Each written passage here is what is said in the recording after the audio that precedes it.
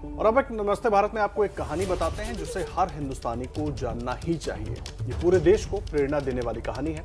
पद्म सम्मान से नवाजे गए असली नायकों की कहानी है ये। पर कुछ लोगों को इस सादगी में भी दिखावा नजर आ रहा था। ऐसे लोगों को हमारी ये रिपोर्ट जरूर देखनी चाहिए, क्योंकि ये नंगे पैर वाले उन नायकों की कहानी है जिनकी अगवानी करके रायसीना की रेड कारपेट गौरवान्वित है। श्रीमती तुलसी गौड़ा, समाज सेवा पर्यावरण।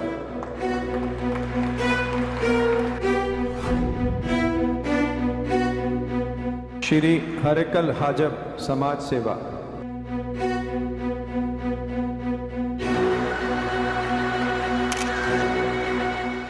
सोमवार की सुबह राष्ट्रपति भवन के दरबार हॉल में पद्म सम्मान खुद सम्मानित महसूस कर रहा था। ये उसी वक्त की तस्वीरें हैं। राष्ट्रपति भवन के इस हॉल में जैसे ही तुलसी गौड़ा का नाम गूंजा, दो लड़खड़ाते कदम अपनी जगह से चलकर आगे बढ़े और प्रधानमंत्री नरेंद्र मोदी दोनों हाथ जोड़े सामने मौजूद थे। सोशल मीडिया में पिछले 24 घंटों से ये तस्वीर सुर्खियों में है।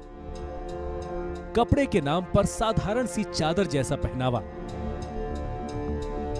गले में आदिवासी जीवन शैली की कुछ मामूली सी मालाएं और बिना चप्पल के नंगे पांव एक साधारण सी दिखने वाली महिला के सामने दुनिया के सबसे बड़े लोकतंत्र का प्रधानमंत्री दोनों हाथ जोड़कर नतमस्तक था।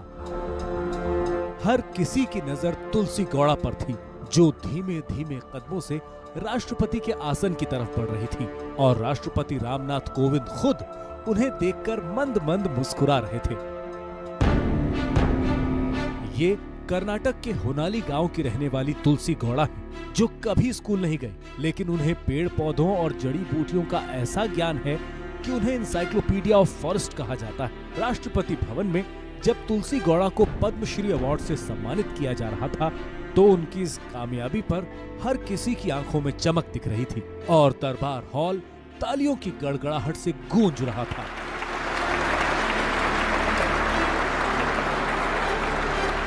पिछले 24 घंटे से लोग गूगल पर तुलसी गौड़ा के बारे में जानकारी जुटा रहे हैं और उनके बारे में जानने की कोशिश कर रहे हैं, लेकिन उनका परिचय बस इतना है कि वो पिछले 6 दशकों से पर्यावरण संरक्षण के काम में जुटी हुई हैं। तुलसी खुद बताती हैं कि उन्होंने 20 साल की उम्र में ही पेड़ पौधों को अपनी जिंदगी में शामिल कर लिया था।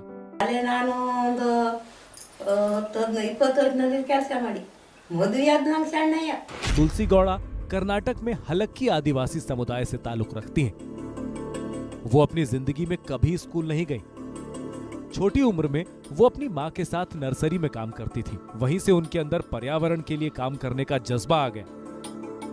पिछले 6 दशकों से वो पर्यावरण के संरक्षण का काम कर रही है। उन्होंने अब तक 30,000 से ज्यादा पौधे लगाए हैं और अभी भी वो वन विभाग की नर्सरी की देखभाल करती हैं।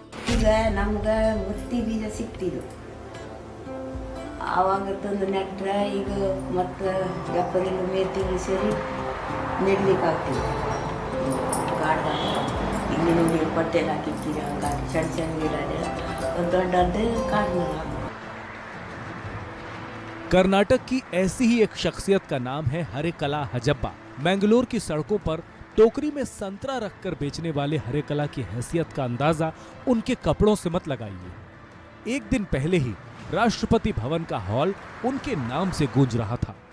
श्री हरेकल हाजब, समाज सेवा।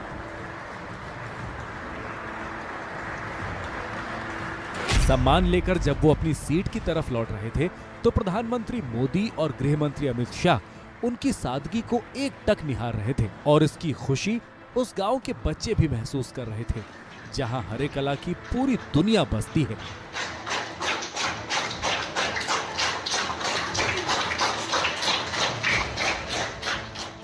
आप ये सुनकर हैरान रह जाएंगे कि संतरे बेचकर रोजाना 150 रुपए कमाने वाले हरेकला हजब्बा ने अपनी मेहनत की कमाई का पाई पाई जोड़कर अपने गांव में प्राइमरी स्कूल बनवा दिया, क्योंकि वो खुद पढ़े लिखे नहीं थे और ये नहीं चाहते थे कि उनके गांव के बच्चे भी अनपढ़ रह जाएं। हरेकला हजब्बा के बारे में लोग बताते हैं कि कुछ विदेशी पर्यटकों ने उनसे संतरों का दाम पूछा, लेकिन पढ़े लिखे न होने की वजह से वो दाम बता नहीं पाए। इसकी टीस उन्हें लंबे वक्त तक रही और इसी के बाद उन्होंने अपने गांव में स्कूल खोलने का फैसला किया, क्योंकि उनके गांव में कोई भी स्कूल नहीं था। हरेकला के गांव न्यू पाडुपू में पहले कोई स्कूल नहीं था। साल 2000 में उन्होंने अपनी कमाई से स्कूल बनवाया। इसके लिए उन्होंने अपनी सारी जमा पूंजी खर्च कर दी। आज उनके स्कूल में 10वीं क्लास तक के बच्चे पढ़ते हैं। ये उसी स्कूल की तस्वीरें हैं जिसकी शुरुआत हरेकला हजब्बा ने की थी। आज उनका स्कूल काफी बड़ा दिखता है। स्कूल के बच्चे इंग्लिश पढ़ते हैं और हरेकला ये सब देखकर अंदर ही अंदर फूले नहीं समाते। पद्मश्री से सम्मानित होने के लिए जब वो दिल्ली पहुंचे तो पत्रकारों ने पूछा कितने खुश हैं, तो प्रधानमंत्री मोदी को शुक्रिया कहने लगे। ಭಾರತ ನನ್ನನ್ನು ಮಾಧ್ಯಮ ಮುಖಾಂತರ ನನ್ನನ್ನು ದೇಶದ ಪ್ರಧಾನಮಂತ್ರಿ ತೋರಿಸಿಕೊಟ್ಟಿದ್ದರು. ಎಲ್ಲ ಕೈ ಜೋಡಿಸಬೇಕು ಮಾಧ್ಯಮ ಮಿತ್ರರಿಗೆ ಧನ್ಯವಾದ. पद्म सम्मान से सम्मानित होने वाले और पद्म सम्मान को सम्मानित करने वालों की फहरिस्त सिर्फ इतनी ही नहीं थी, उसमें महाराष्ट्र की राहीबाई सोमा पोपेरे भी शामिल हैं। आदिवासी परिवार से ताल्लुक रखने वाली राहीबाई पोपेरे भी तुलसी गौड़ा और हरेकला हजब्बा की तरह नंगे पांव ये सम्मान लेने आई थी। पिछले 24 घंटों से सोशल मीडिया पर इन तस्वीरों पर सवाल भी उठाए जा रहे हैं। कुछ लोग सवाल पूछ रहे हैं कि अगर पद्म सम्मान के लिए किसी को बुलाया जा रहा था तो क्या उन्हें चप्पल के लिए पैसे नहीं दिए जा सकते थे? लेकिन ऐसा लिखने वाले वही लोग हैं जो अपने एजेंडे के लिए कोई भी कुतर्क कर सकते हैं। 56 साल की राहीबाई की कहानी भी कुछ कम दिलचस्प नहीं है। लोग उन्हें सीड मदर यानी बीज माता के नाम से जानते हैं। करीब 20 साल पहले उनका पोता बीमार पड़ गया। उनके पोते की बीमारी की वजह थी जहरीली सब्जियां। तभी से उन्होंने जैविक खेती की शुरुआत करने का मन बनाया। उन्होंने तरह तरह के बीजों का एक बैंक तैयार किया। ये बीज बैंक किसानों के लिए बेहद मुफीद साबित हुए। वो अपनी जिंदगी में कभी स्कूल नहीं गई, लेकिन खेती में इनके ज्ञान का लोहा वैज्ञानिक भी मानते हैं। इससे पहले उन्हें राष्ट्रपति के हाथों नारी शक्ति सम्मान भी मिल चुका है और अब पद्मश्री सम्मान से उन्हें नवाजा गया है।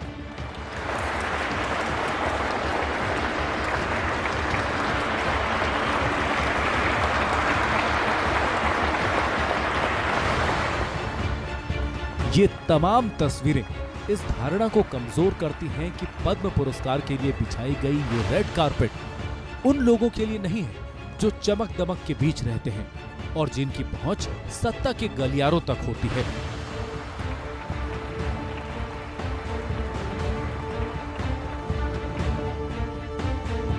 साधारण से दिखने वाले इन असाधारण लोगों की तस्वीरें इस बात की गवाही देती हैं कि देश ने अपने उन गुमनाम हीरोज को पहचानना अब शुरू कर दिया है जो वाकई ऐसे सम्मान के हकदार हैं।